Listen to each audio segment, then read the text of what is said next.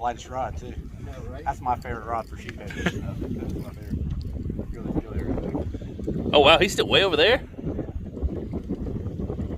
Let's go ahead and pick him without water. Yes, oh, he's trying to get your mullet over there. Yeah, that's what he's doing. He's getting the mullet. That mullet's too big for him.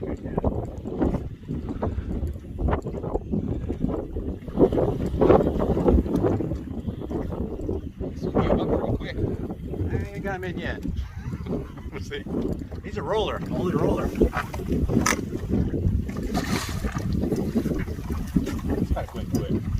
That's a nice one. Yeah, that's bigger than some of the other ones we've been catching. Bigger than the ones we had. That one looks over slot.